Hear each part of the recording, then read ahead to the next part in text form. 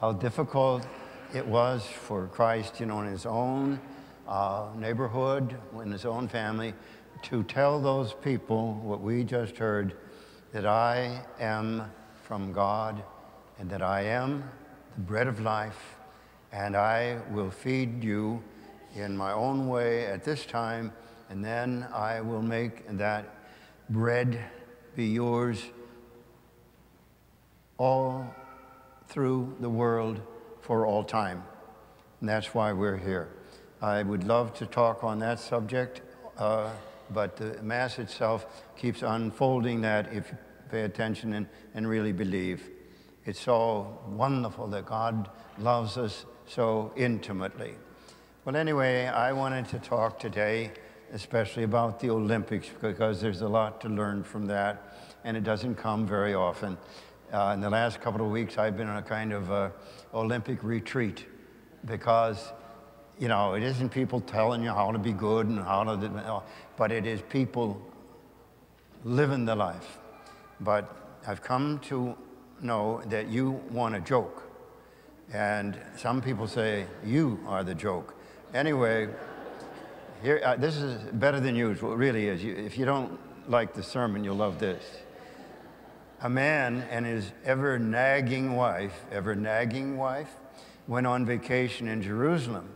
And while they were there, the wife passed away. The undertaker told the husband, "You can have her buried right here in the Holy Land for $150. Or we can have her shipped back home for $5,000. Well, the husband thought about it, and he told the undertaker he would have her shipped back home. Well, the undertaker asked him, "Why would you spend $5,000 to have her shipped back home when you could have a beautiful burial right here and it would cost only $150? The husband replied, "Long ago, a man died here, was buried here, and 3 days later rose from the dead."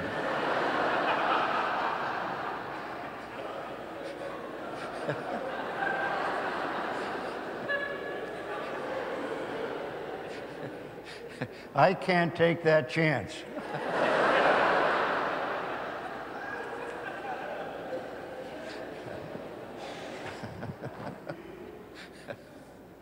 Well, let's get to the Olympics. I know that everybody is not necessarily interested, but many of us are, and I just want to point out a world event that, is very religious if you take it that way. God just wanted the Father to be the Father of everybody, and where can you see it, played out so wonderfully as in these games? So anyway, in the opening ceremony 2 Fridays ago, I was watching, and they played one of my favorite themes from one of my favorite movies, and it is called Chariots of Fire. It came out in the 80s, and it's about 2 runners in England in the early 20s, and they actually, did live. And one was Christian and one was Jewish, and they were very, very close friends, but very, very competitive. And so the Christian was Eric Liddell. He was also studying to be a minister. His family was of that nature. And so his sister came up to him and she said, "Eric, I want you to give up this foolishness, and I want you to come down and really preach the word in the missions like I am. Now, do that." And this is his wonderful answer. I say it like a prayer over and over. He said, "No. God made me fast. And when I run, I feel his pleasure. And when I win, I give him honor." I hope that's not new to you, but I just love it, because we're all talented, and whatever we do for the glory of God. Faith extends way beyond religious activity and Bible and all that. It reaches out into all the activities that we have. The Olympics mirror life itself. Don't you feel that you're struggling, striving all for something? Go back to school, build a new building,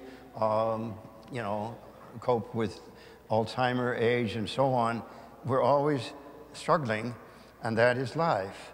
And so it's also a preview of our heavenly crown. Listen what Paul said. He said, every athlete exercises discipline in every way.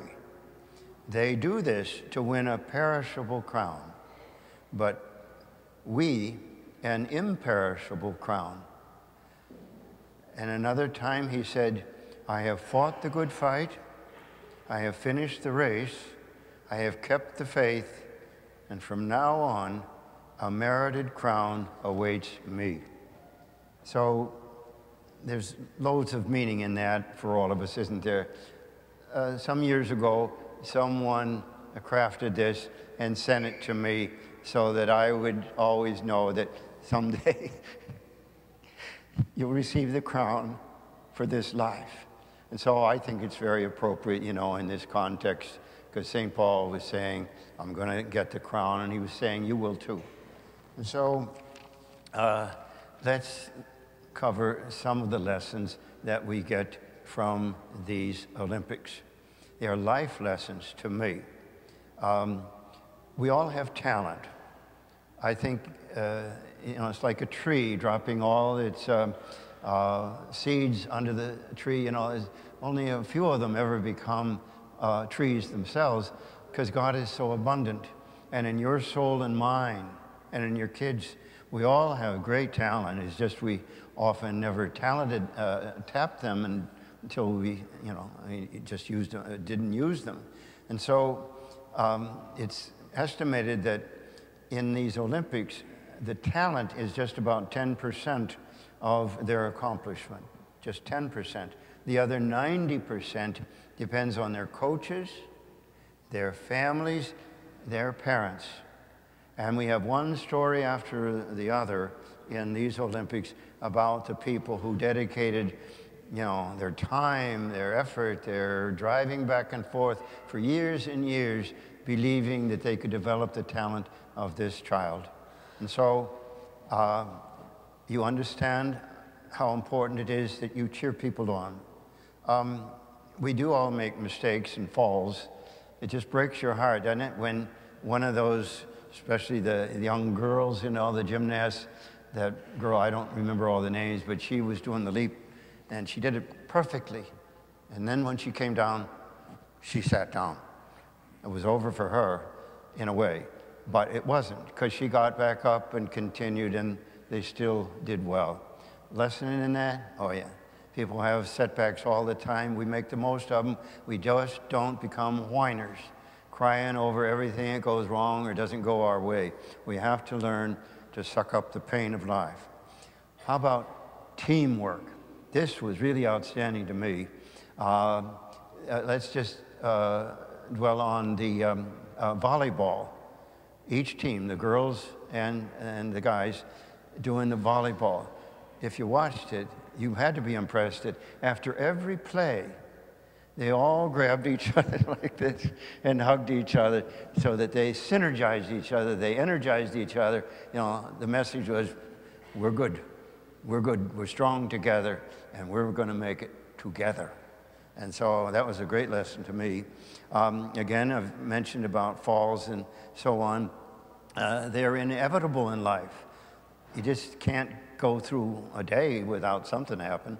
And so the one that I remember the most was the injury that came to Greg Louganis. He is considered the greatest diver who ever lived in our times. And so it was 1984, the perfect diver. And he did his stuff, and he hit his head, drew blood on the back of his head in this dive. Went into the water, and the blood is circling in the water.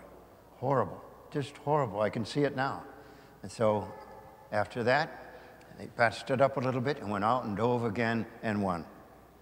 The lessons are so powerful to me because they're not just words, they're experiences and they're visuals. How about patriotism? I think sometimes people are too narrow. You know, I'm Catholic, or I'm Irish, or I'm white. You know, I'm American. Yes, but the whole thing is that we're 7 billion people under one God who is Father of all, and we're all trying to get together and enjoy our differences. And so when they come in there with their flags, and I don't care where their uniforms were made, I really don't. And they're in there, you know, I mean, can you imagine the adrenaline? I don't know how they walk through it all, stand there and flip, and oh, I don't know how they do it, but that's the thrill of it. And they're bringing the whole world together. And tonight, I guess, is the ending, and I sure want to watch the whole world be triumphant. That's humanity at its best, not the fighting and so on. We compete, and then we love, and we keep on going, no matter what. We often think in our society that pleasure is where it is. Well, there's a lot of difference between pleasure and joy. And so in these games, you know, it's not always pleasurable at all. It's tough. But then there is the joy, the agony and the ecstasy brought to its ultimate, I think, in these competitions. How about honesty?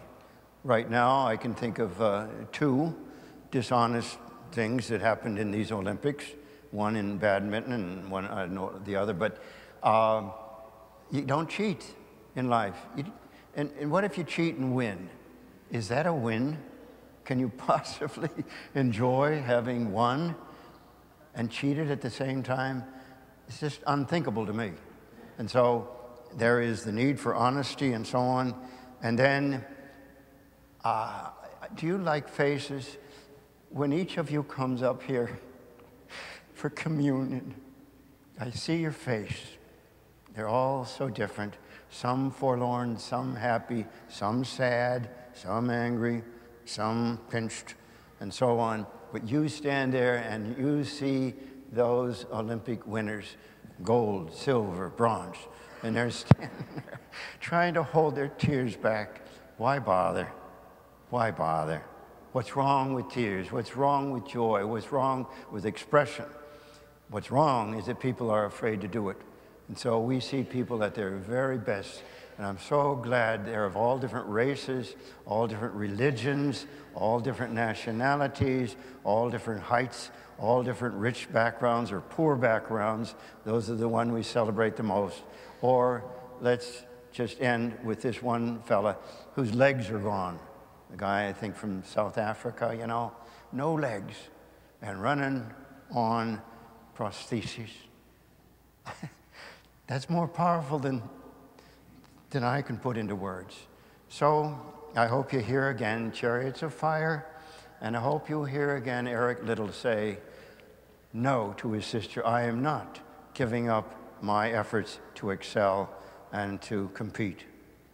God made me fast. And when I run, I feel his pleasure. And when I win, I give him honor. Isn't that the best? Someday, there's another crown waiting for each one of us.